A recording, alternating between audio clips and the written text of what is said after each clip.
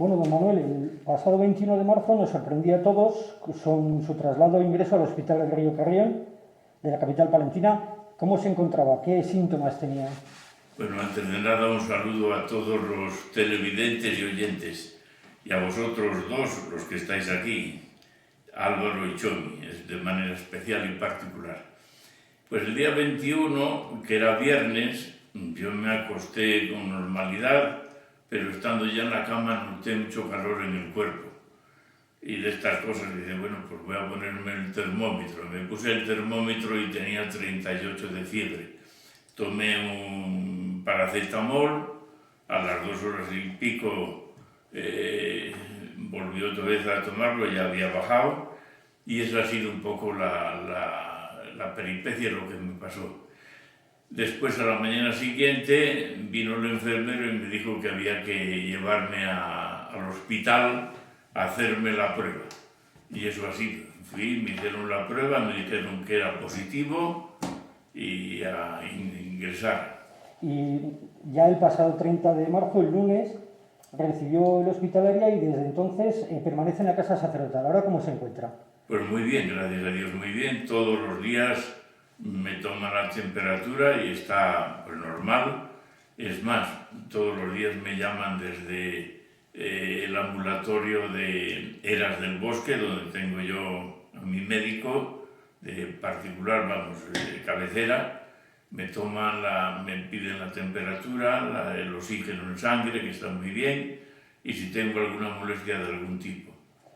¿En algún momento se planteó pasar estos días de convalecencia en Palacio Episcopal, donde hay una vivienda disponible, en vez de regresar a la casa sacerdotal, donde hay una situación de riesgo? No pasó ni por mi cabeza, en primer lugar, porque aquella casa o aquella habitación que hacía yo allí solo, suponía que yo no estoy acostumbrado a vivir en soledad, sino más bien en comunidad, aunque pueda haber diversos niveles. Yo pensé a venir aquí porque esta es mi casa y esto es mi habitación y aquí tengo, digamos, mis cosas con las que trabajar, etc. Ha pasado 10 días ingresado en el Río Carrión. ¿Cómo han sido esos días desde el punto de vista físico? Desde el punto de vista físico, digamos que buenos, yo no notaba nada. Lo único, sí me decían que todavía quedaba algo de ahí en el pulmón, pero poco a poco me iban diciendo que iba mejorando. Me hacían diversas pruebas de análisis de sangre, de hecho ya ves cómo tengo todavía la mano esta sobre todo de la extracción de sangre, pero también radiografías y van siguiéndolo día tras día. Muy bien atendido por los médicos, por las enfermeras, por el personal sanitario, auxiliar, por todos, sin duda alguna. Comentaba en su saludo a los palentinos el pasado 31 de marzo que desde un lado más humano había palpado la limitación, la fragilidad, la precariedad, incluso con temor y algo de miedo ante la muerte. Ha llegado a temer por su vida. ¿Cómo se viven estas circunstancias en la soledad de una habitación de un hospital? Bueno, yo a temer por mi vida no, porque confiaba en Dios y en los médicos. Lo que pasa es que sí, quieras o no, esos días en silencio y ahí aislado, pues piensas. Claro, eran 24 horas solo, aislado totalmente. Es verdad que tenían la televisión y el móvil, donde llamaban algunos sacerdotes, familiares, amigos, pero lógicamente uno cavila y da vueltas a la cabeza. Y yo pensaba, bueno, pues esto es la fragilidad porque casi no te sientes mal, pero a la vez te sientes mal. En segundo lugar, también la fragilidad porque dices, mira, cualquier bichín de nada nos tumba y nosotros que a veces nos creemos que comemos el mundo, resulta que vemos que el mundo nos come a nosotros. Y también otro tercer aspecto, el miedo a la muerte. Pues un día sí sentí un poco, digamos, ese repelús y ese escalofrío porque estando allí murió un agustino, compañero mío durante muchos años, Agustín Bécares, y yo pensaba, bueno, ¿y por qué él sí y yo no? Que no lo sabe, ¿no? Pero lógicamente uno da vueltas a la cabeza, pues igual que Dios le ha llamado a él, también me puede llamar a mí. Y eso es un poco. Y no es que tuvieran miedo a encontrarme con Dios, sino sobre todo pues al dolor. Durante su estancia hospitalaria ha tenido intenso contacto con el personal sanitario, para los que ha tenido palabras de agradecimiento. De lo que ha podido observar, ¿cómo está siendo el trabajo de estas personas? ¿Cómo es la situación en el hospital? Yo el trabajo de estas personas lo calificaría de excelente, no solamente y heroico, no solamente por lo que hacen, sino también por lo que se exponen, a lo que se exponen y afrontan la dificultad a pesar de todo ello. Porque los he visto trabajar, desvivirse, preocuparse por cada uno. Recuerdo que en la habitación, una de las habitaciones del lado, se ve que había una niña, porque pregunté por la voz, oí a veces, digo, una niña que a veces se ve que estaba estudiando, 14 años, y yo veía cómo entraban, cómo oía las palabras de aliento que le dedicaban, etc. Es decir, para mí es un gesto no solamente caritativo, sino también heroico. Para el personal sanitario, para la multitud de personas que se han preocupado y rezado por usted en estos días, ha tenido palabras de agradecimiento. ¿No cree que también en esta circunstancia especial debemos recuperar el sentido de la gratitud hacia los demás? Sin duda alguna, pero no un gracias que salga solo de la boca, sino un gracias que salga del corazón.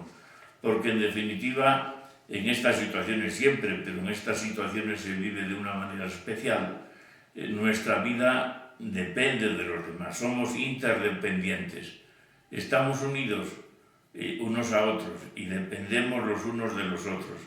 La vida, igual que hemos nacido gracias al amor de nuestros padres y hemos crecido por el cuidado de nuestra familia, así también nuestra vida discurre en esa interacción. Antes había una canción que decía, esta mañana pues, de paseo me encontré con el lechero, etc. Todos forman parte de nuestra vida y de nuestra historia. De vuelta a la casa sacerdotal, ¿con qué se ha encontrado? ¿Cómo están los sacerdotes que aquí residen? ¿Cuál es el ambiente que se respira? Bueno, yo el ambiente poco puedo hablar de él porque más bien podría hablar Álvaro, porque yo no los veo, solo veo a las personas que me acercan la comida y al enfermero, pero los demás no. Me imagino que alguno está, como alguien ha hablado por teléfono, pues viviendo también lo mismo que yo he vivido. Y algunos preocupados, porque como aquí murió don David, pues también lógicamente los que tienen muchos años, pues preocupados por su salud, por su suerte, ¿no? Pero es normal. Los he visto también, o lo que he percibido es que viven este momento con paz y confianza en el Señor. Acaba de aludir, dos de los fallecidos en Palencia tenían una relación cercana con usted, el padre Agustín Becares, hermano Agustino y miembro del Consejo Presbiteral, y don David, sacerdote residente en esta misma casa. ¿Cómo ha vivido estas dos pérdidas y el hecho de no poder hacer lo que hace con todos los sacerdotes que fallecen, que es presidir su funeral y acompañar a la familia en estos trances? Espero poder hacerlo cuando se levante el estado de alarma y llegue el momento de acuerdo con las familias. Pero sí, yo lo he vivido con un dolor porque son hermanos que se van. Confianza en el Señor también, y esa confianza lo expresaría con aquel poema, si me permitís, de Pemán, que dice: por tu bondad y tu amor, porque lo mandas y quieres, porque es tuyo mi dolor, bendita sea, Señor, la mano con que me hieres. El coronavirus está dejando en Palencia, en toda España y en todo el mundo una desgarradora cifra de fallecidos. Muchos de ellos están muriendo lejos de sus seres queridos, sin una mano en el último momento, no se pueden celebrar los funerales, en las exequias solo puede acompañar una pequeña parte de la familia del difunto. ¿Puede ser esta la cara más dolorosa y desgarradora de esta desgracia que vivimos? Es sin duda una de ellas, porque aparte de la muerte, morir solo, lógicamente, y sin sentir una mano hermana y amiga y cercana, pues es doloroso. Pero la Iglesia lo hacemos acompañando de la oración, aunque no sea físicamente presente, pero sí a través de la unión con el Dios que es Padre de todos. Él no nos deja de su mano. Él siempre nos tiene en su mano. Dice la Escritura que nos lleva incluso tatuados en la palma de su mano. Tan queridos somos para Él. Muchos sacerdotes, como el resto de las personas, están en estos momentos en sus casas y puede que sin saber muy bien cómo acompañar, como hacen habitualmente con el contacto con las personas, a sus feligreses, a su comunidad. ¿Qué les diría a los sacerdotes en estos momentos? Bueno, pues ahí viene un poco la función pastoral y la preocupación pastoral. Una primera es con la oración. Otra segunda, cumpliendo las órdenes que nos dan las autoridades sanitarias y cumpliéndolas a rajatabla. Otra tercera es, sin duda alguna, si podemos celebrar la Eucaristía, recordar a todos los fieles y unirse a ellos, no solamente la comunidad a su pastor, sino también el pastor a su comunidad, unidos todos en Cristo. Y, por descontado, mantener la ilusión y la esperanza. En esos diálogos y en esas llamadas a veces por teléfono, pues no ser derrotistas ni pesimistas, sino de levantar el ánimo y la esperanza. Jesús siempre decía, no temáis, pues aquí también lo debemos decir, no temer porque estamos en las manos de Dios y son las mejores manos. Este año la Semana Santa va a ser, por estas circunstancias, distinta, sin culto en las parroquias, sin procesiones, una Semana Santa que tenemos que vivir en nuestras casas. ¿A qué nos llama como creyentes esta circunstancia? Pues yo creo que nos llama a profundizar en nuestra fe. Y nuestra fe a veces está marcada por los demás, por el ambiente sociológico, las procesiones, etc. Esto nos llama a vivir nuestra fe de una manera personal, a preguntarnos en quién creo, por qué creo y cómo respondo yo a este Jesús en quien creo, que murió por mí y por todos y ha resucitado para darnos su espíritu y su vida. Y desde nuestra fe y nuestra debilidad y humildad responder, no solamente con oraciones, sino también sobre todo con la vida. ¿Cómo vivir esta Semana Santa? Pues yo diría en comunión con el Papa de Roma, que es en comunión con la Iglesia, y eso se puede hacer a través de la televisión, también en comunión con la Iglesia de Palencia, a través de los diversos modos y la oración que tenemos a nuestra disponibilidad. Y también yo diría viviendo en familia, en pequeña comunidad familiar o iglesia doméstica, la liturgia. Para eso la Conferencia Episcopal, en su página web conferenciaepiscopal.es, nos ofrece una guía con todo el material para que lo podamos seguir. La Iglesia siempre recuerda que la Semana Santa es mucho más que procesiones en la calle, pero la verdad es que hay muchos cofrades en Palencia que este año pues han tenido que parar todo. Para esta gente que vive de una manera tan intensa en la calle la Semana Santa, ¿qué les podríamos decir? Bueno, pues podríamos decir en primer lugar que tenemos que, primero, como dice la misa, el prefacio de las misas, dar gracias a Dios siempre y en todo lugar. ¿Por qué? Por el amor de Jesucristo, representado en los pasos, en las celebraciones, en los triduos, etc. Y no solamente los de Palencia capital, sino los de otros lugares de la provincia donde también se desarrollan hábitos religiosos. También, en segundo lugar, yo diría, profundizando, si son cofradías y hermandades, en lo que son, profundizando en el amor fraterno, porque la clave de la pasión de Cristo es el amor de un Dios que se entrega por nosotros para acercarnos así, para reunirnos, para que vivamos en su amor y para que vivamos como hijos y hermanos. En una de las múltiples comunicaciones que la Santa Sede ha hecho en estos días, se planteó la posibilidad de trasladar a las fechas del 14 de septiembre, cuando se celebra la Exaltación de la Cruz, algunos de los desfiles procesionales de Semana Santa. Y, por ejemplo, en la ciudad de Palencia, la Hermandad de Cofradías plantea una especie de via crucis extraordinario en memoria de los difuntos y agradecimiento del comportamiento de todos en esta crisis. ¿Cómo ve estas circunstancias? Bien, no me parece mal, lo que pasa es que a mí todavía no me han hecho conocedor de ninguna iniciativa concreta.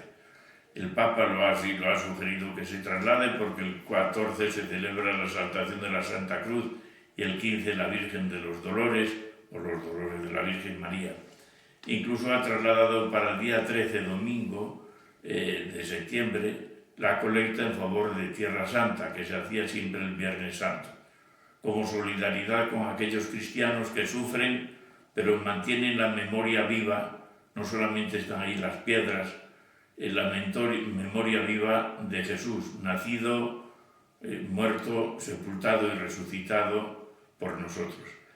Yo no me opongo en modo alguno, sino que me parece buena iniciativa.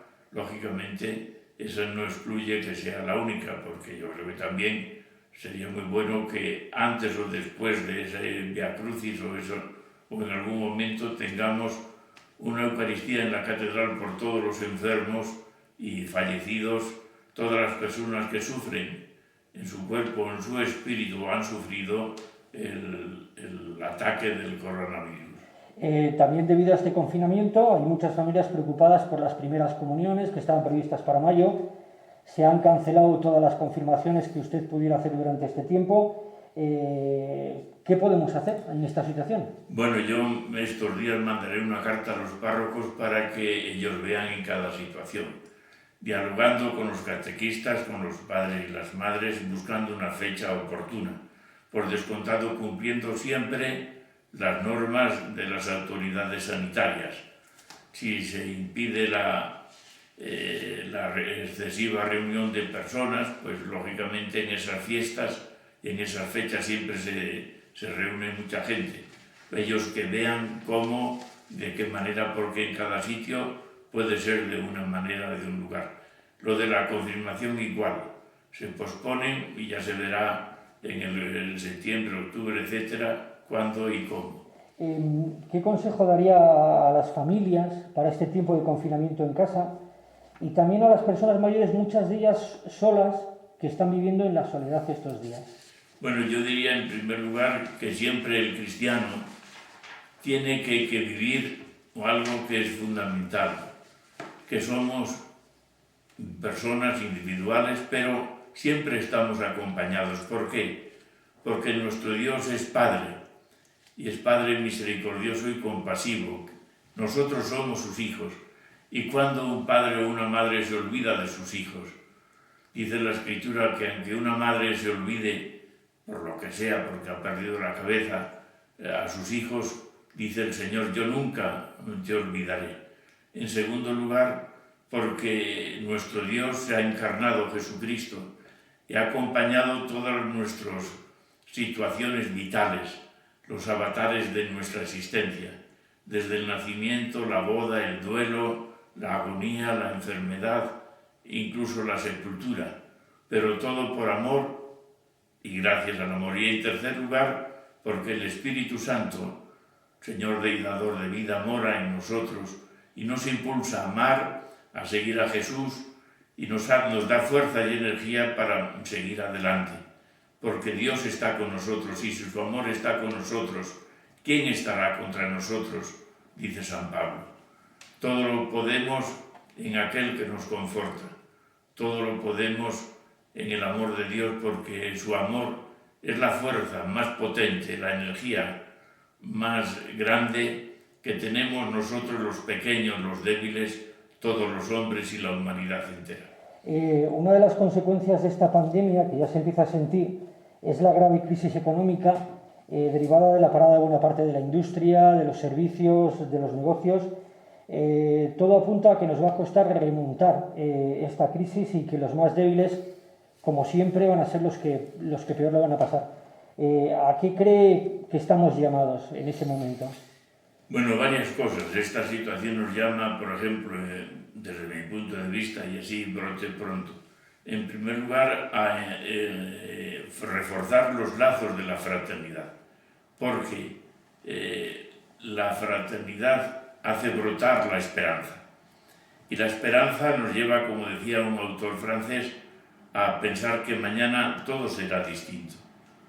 ¿Por qué? Pues sencillamente porque el amor, la fraternidad, los lazos, la solidaridad, vence todas las dificultades y es capaz de incluso remover, si lo vivimos desde la fe, los montes que se oponen.